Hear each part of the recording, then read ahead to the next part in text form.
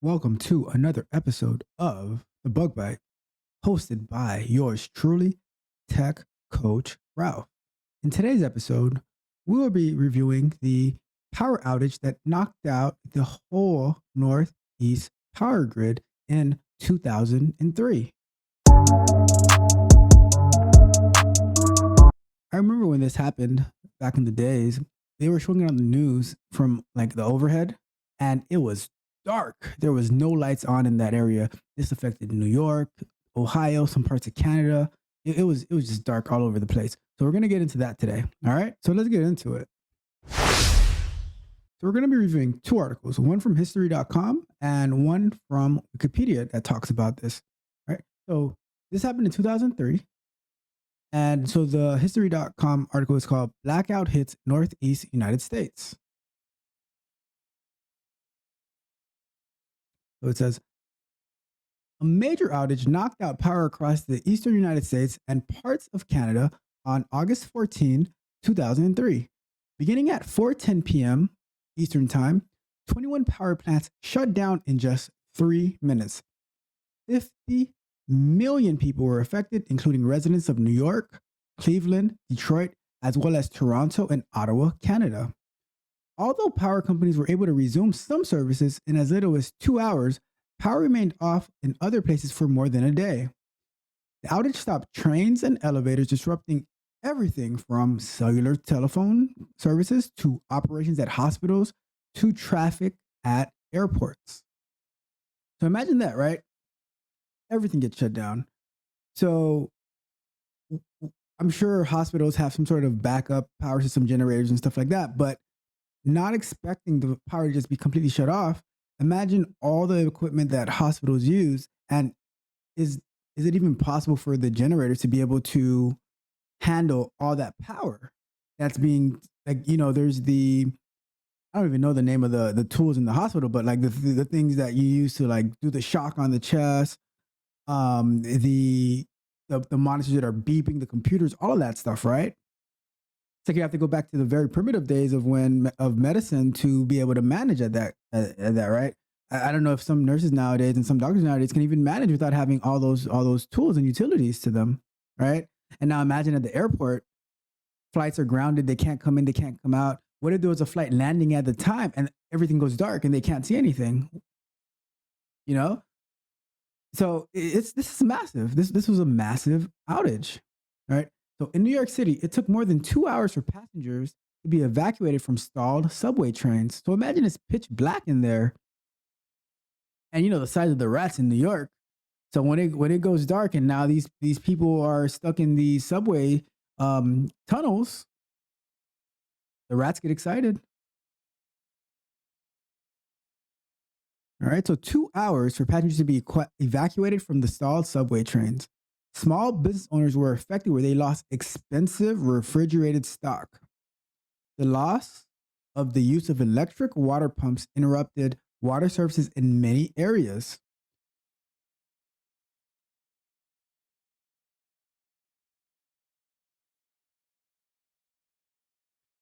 There were even some reports of people being stranded mid ride on amusement park roller coasters.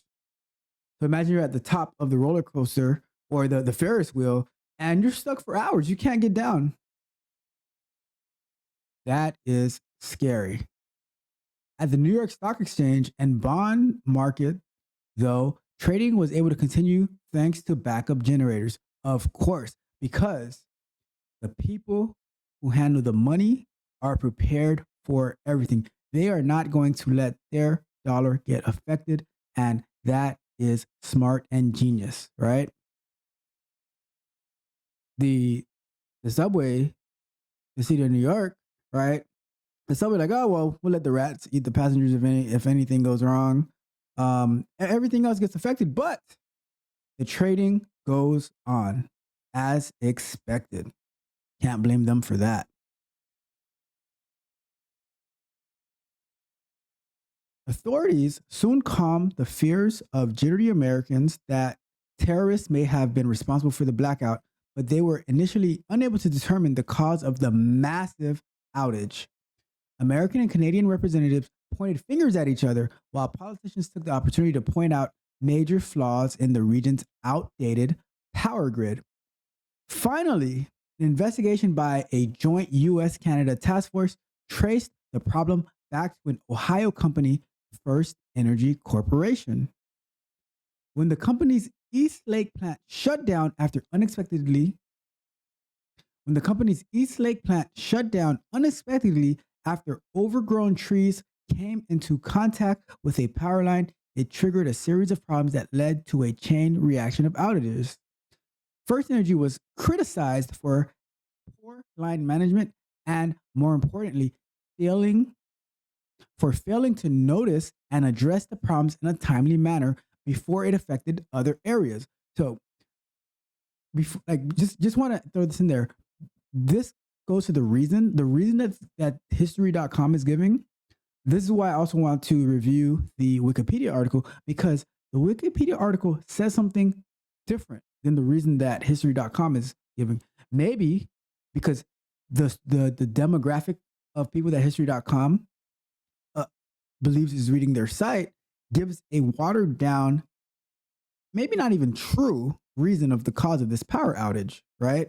But if they gave the true cause, maybe the people would understand and it would be over their head. And it doesn't sound as exciting. The true cause doesn't sound as exciting as because of overgrown trees that this caused a power outage to shut down. Like, so overgrown trees shut down like the eastern area of the United States, right? That's what they're telling us, right? So let's keep going. Despite concerns, there were few reports of looting and other blackout-inspired crime. In New York City, the police department, out in full force, actually recorded about 100 fewer arrests than average. In some places, citizens even took it upon themselves to mitigate the effects of the outage by assisting elderly neighbors or helping to direct traffic in the absence of working traffic lights. Doesn't sound like New Yorkers to me in my experience, but what do I know? In New York City alone, the estimated cost of the blackout was more than $500 million.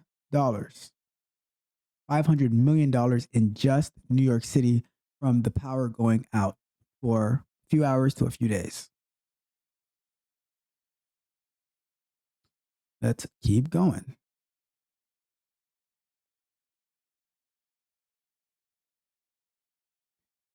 With few options to access information about the major power outage, a crowd of people gathered around a battery-operated radio to listen to the news. So this is the picture of the people gathering around the boom box. Do they even make those anymore?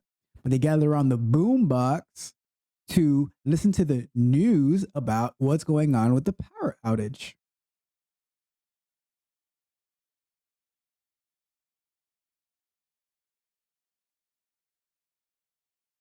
And that is the article from history.com. Now, let's read about the Northeast blackout from Wikipedia's information. It says the Northeast blackout of 2003 was a widespread power outage through parts of the northeastern and midwestern United States and most parts of the Canadian province of Ontario on Thursday, August 14, 2003, beginning at just after 4:10 p.m. Eastern Time. Most places restored power by midnight within 7 hours, some as early as 6 p.m., about like 2 hours after it happening on August 14. Okay, within 2 hours, while the New York City subway resumed limited service around 8 p.m. Full power was restored to New York City and parts of Toronto on August 16, 2 whole days after the initial power outage. At the time, it was the world's second most widespread blackout in history after the 1999 Southern Brazil blackout. The outage, which was much more widespread than the Northeast blackout of 1965, affected an estimated 55 million people, including 10 million people in southern and central Ontario and 45 million people in the United States.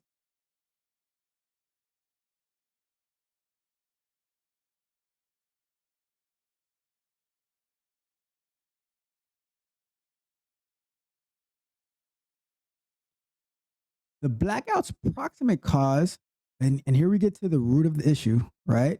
Because from history.com, it says it was trees. But according to Wikipedia's article, the blackout's proximate cause was a software bug in the alarm system at the control room of First Energy, an Akron, Ohio based company, which rendered operators unaware of the need to redistribute load after overloaded transmission lines drooped into foliage. What should have been a manageable local blackout cascaded into the collapse of much of the Northeast Regional Electrical of the Northeast Regional. What should have been a manageable local blackout cascaded into the collapse of much of the Northeast Regional Electricity Distribution System. Immediate impacts of this blackout says, according to the New York Independent System Operator, the ISO responsible for managing the New York State power grid, a 3,500 megawatt power surge towards Ontario affected the transmission grid at 4:10 p.m. Eastern Time. For the next 30 minutes until 4:40 p.m., outages were reported in parts of Detroit, Michigan, in Ohio, Cleveland, Akron, Toledo, in Ontario, Toronto, London, Windsor, in New Jersey, Newark, and in New York, New York City, Suffolk. In New York, it affected New York City, Suffolk, Nassau, Westchester, Orange, and Rockland counties, Rochester, Syracuse, Binghamton, and Albany. This was followed by outages in other areas initially unaffected, including to all of New York City. This was followed by outages in other areas initially unaffected, including all of New York City, portions of southern New York State, New Jersey, Vermont, Connecticut, as well as most of the province of Ontario. Eventually, a large, somewhat triangular area bounded by Lansing, Michigan, Sault Ste. Marie, Ontario, the shore of James Bay, Ottawa, New York, and Toledo was left without power.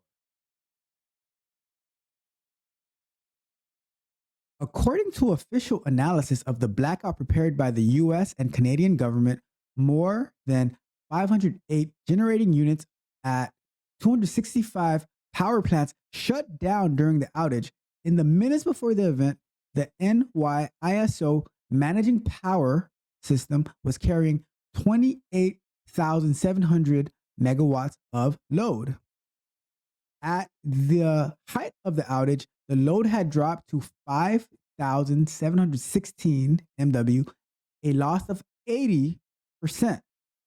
80%.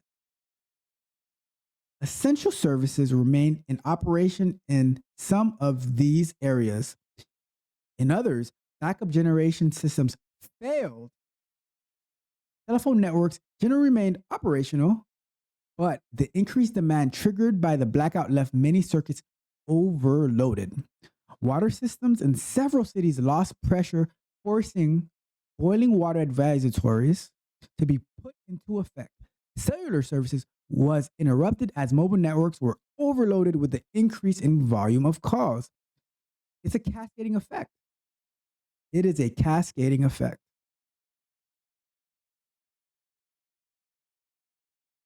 All right. Let's go on.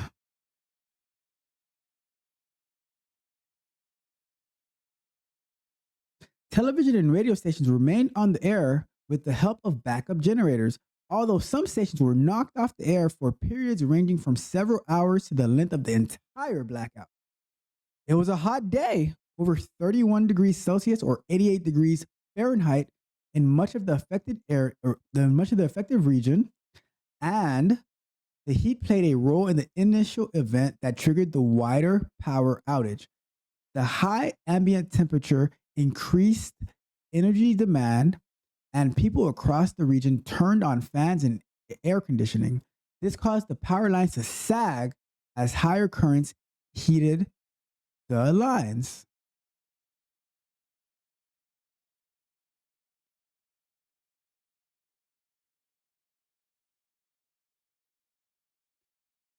In the area where power remained off after nightfall, the Milky Way and orbiting artificial satellites became visible to the naked eye in metropolis.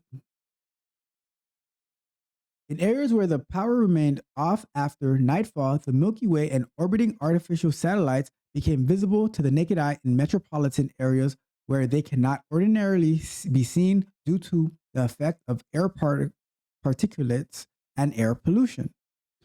Most of the Amtrak Northeast Corridor service was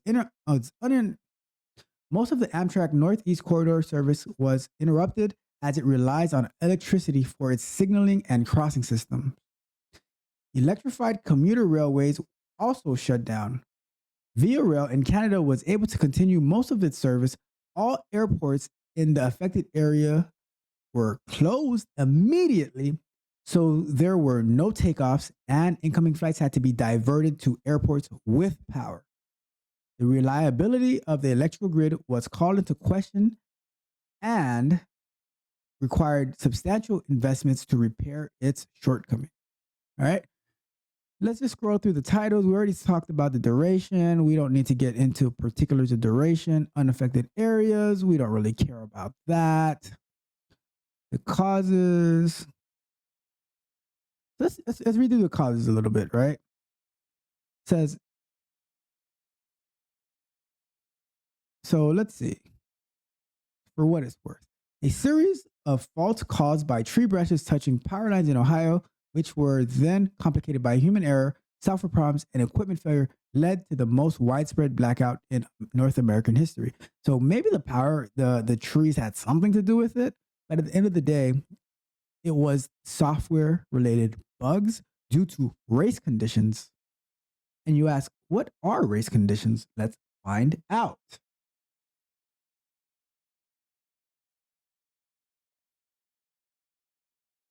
Okay, let's zoom that in a bit. So race conditions are the most commonly associated. So race conditions are most commonly associated with computer science and programming. They occur when two computer programming processes or threads attempt to access the same resource at the same time and cause problems in the system.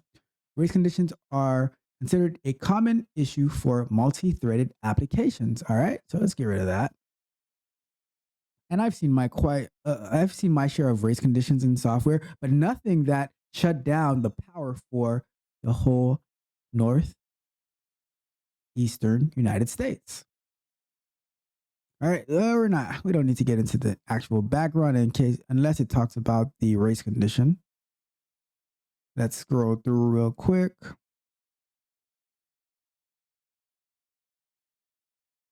Let's see.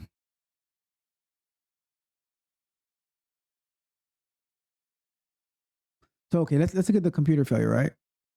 A software bug known as a race condition existed in General Electric's Energy Unix-based XA21 energy management system. Once triggered, the bug stalled First Energy's control room alarm for over an hour. System operations were unaware of the malfunction. The failure deprived them of both audio and visual alerts for important changes in system state. So let's put it together now. So maybe the trees caused some type of issue, right? But the tree, like whatever was happening with the lines by the trees, it was supposed to trigger an alarm and alert so that they can go and they can fix whatever the problem is, right? However, the bug, the race condition in General Electric's Energy Unix-based XA21 energy management system had that caused the alarms not to sound, things to flash, like all of that stuff didn't happen, right? So the people who are operating the system, right? So the software bug, the race condition, caused human error because it didn't alert the people, right? So it deprived the system operators audio and visual alerts of important changes in the system state. Unprocessed events queued up after the alarm system failure and the primary server failed within 30 minutes. Then all applications, including the stalled alarm system, were automatically transferred to the backup server, which itself failed at 1454. So that would be around 254. The server failure slowed the screen refresh rate of the operator's computer's console from 1 to 3 seconds to 59 seconds per screen. The lack of alarms led operators to dismiss a call from American Electric Power about the tripping and reclosure of the 345 kV shared line in Northeast Ohio. But by 1542, which is 3:42 p.m. in the afternoon, after the control room itself lost power, control room operators informed technical support who were already troubleshooting the problem of the alarm system problem. So let's go through the sequence of events real quick before we wrap this up. So this is what happened, right? The following is the blackout sequence of events on August 14, 2003. All times are in Eastern Daylight Savings Time. So at 12:15 p.m., incorrect telemetry data renders inoperative the state estimator, a power flow monitoring tool operated by an Indiana-based Midwest Independent Transmission System operator. An operator corrects the telemetry problem but forgets to restart the monitoring tool. Oh, here comes some human error because something acted as it should, but the operator forgot to restart the monitoring tool. And what I'm assuming is without the restart is like the fix is in, but it needs to be refreshed, right? It's like sometimes when they say like, oh, something's not working on the computer, oh, just restart the computer or refresh your browser, right? So now at 1:31 p.m., the East Lake, Ohio generating plant shuts down. The plant is owned by First Energy, an Akron, Ohio-based company. At 2:02 p.m., the first of several 345 kV overhead transmission lines in Northeast Ohio fail due to contact with trees in Walton Hills, Ohio. Okay, so the trees do play a role. I stand corrected, but it's not the only issue. The trees are a very minimal issue in this problem, right? So at 2:14 p.m., an alarm system fails at First Energy control room and is not repaired. A 345 kV transmission line known as Chamberlain-Harding line sags into a tree and trips in Parma, southeast of Cleveland. So now we have tree issues in two places. So there is bad line management, definitely. Right? So at 3:17 p.m., voltage dips temporarily on the Ohio portion of the grid. Controllers take no action. What were you guys doing? At 3:32, power shifted by the first failure onto another 345 kV power line. The Hannah Juniper interconnection causes it to sag into a tree, bringing it offline as well. Oh my goodness, like how many trees are causing this? While MISO and First Energy controllers concentrate on understanding the failures, they fail to inform system controllers in nearby states. Okay, this is like Murphy's Law, apparently, right? A First Energy 138 kV line trips in northern Ohio.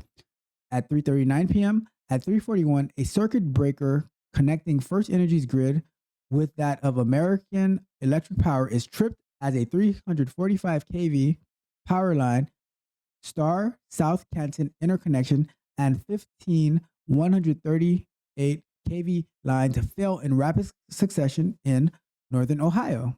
At 3:46, a fifth line fails. The Tid Canton Central line trips offline. 4:05, the Samus Star 345 kV line trips due to undervoltage and overcurrent interpreted by a short circuit. Later analysis suggests that the blackout could have been averted before this failure by cutting 1.5 GW of load in Cleveland Akron area. 406 to 408, a sustained power surge north toward Cleveland overloads three 138 kV lines. At 4:09 p.m., the voltage sags deeply as Ohio draws 2 GW of power from Michigan, creating simultaneous under voltage and overcurrent conditions as power attempts to flow in such a way as to rebalance the system voltage.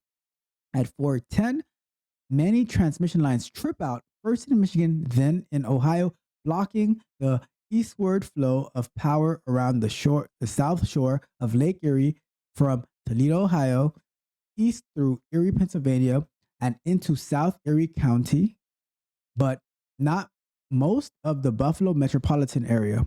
Suddenly, bereft of demand, generation stations go offline, creating a huge power deficit. In seconds, power surge in from the east, overloading East Coast power plants whose generators go offline as a protective measure, and the blackout is on. How much more of this is there? All right, let's finish this up. All right.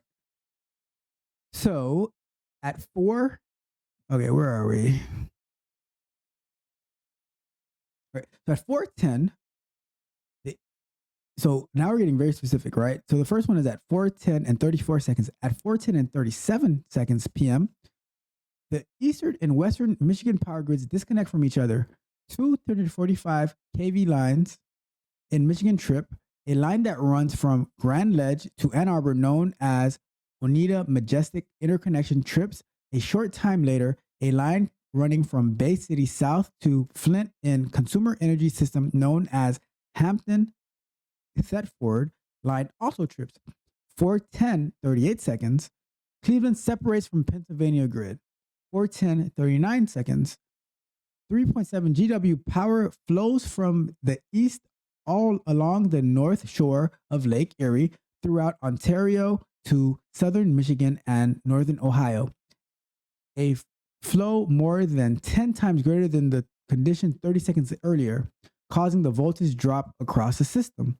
4:10 and 40 seconds, flow flips to 2 GW eastward from Michigan through Ontario, a net reversal of 5.7 GW of power, then reverses back westward again within a half second. 4:10 and 43 seconds, international connections between the United States and Canada start to fail. 4:10 and 45 seconds, so 2 seconds later, northwestern Ontario separates from the east when the Wawa Marathon 230 kV line north of Lake Superior disconnects. The first Ontario power plant goes offline in response to the unstable voltage and current demand on the system. 4:10 and 46 seconds, the New England grid separates from New York to stop the blackout from entering New England. Well done, New England. Well done. As true champions in Super Bowl and in basketball and in baseball would do. Separate yourself not to be affected by the negativity. The negativity in current, apparently. All right. So at 4:10 and 50 seconds, Ontario separates itself from the Western New York grid. At 4:11 and 57 seconds, the Keith Waterman Bunts Creek Scott 230 kV line at St. Clair Lambton, number 1 230 kV line, and number 2 345 kV line between Michigan and Ontario fail. 4:12 and 3 seconds, Windsor, Ontario, the surrounding area drops off the grid. 4:12, 58 seconds, northern New Jersey separates its power grid from New York and the Philadelphia area, causing a cascade of failing secondary generators plants along the New Jersey coast and throughout the inland regions west. 4:13, end of the cascading failure. 256 power plants are offline, 85% of which went offline after the grid separation occurred. most due to the action of automatic protective controls. And we're going to bring it to a wrap here. So that shows how a bug can just grow out of proportion, right? Because although the trees might have played a factor in causing the power to start like going out, but what caused the system not to be alerted, the system operators not to be alerted, was that race condition that didn't properly trigger the alarms. And by the alarms not being triggered properly, things that they were being notified of, they took for granted. So there were so many errors. Like just starting off at that one operator not restarting the system, it just cascaded all the way down. Yes, it did. Cascaded all the way down to where nobody was notified, nobody took anything seriously. And although some people were already trying to work on it, it was over by that time, right? So this was a huge bug, affected 55 million people in North America because a series of issues, but starting with an operator failing to restart the system by a race condition in General Electric's software, which didn't properly alert the system operators that there was an issue and that could have been easily prevented. And that's how a lot of our software bugs happen. So this is not an unexpected occurrence, you know? This happens. So I'm going to leave you with that. If you found this informative and useful and entertaining, please like the video, share it with a friend or family member or someone that you don't really care for, but share it anyways, right? Because they might find it helpful. And last but not least, subscribe to the channel and hit the notification bell so you can be notified of when I, Tech Coach Ralph, release new content for you to keep your mind stimulated about software industry bugs. But until next time, my friends. If you enjoyed the fascinating information shared in this video and you want more, be sure to hit the subscribe button to Tech Coach Ralph to be notified for new videos.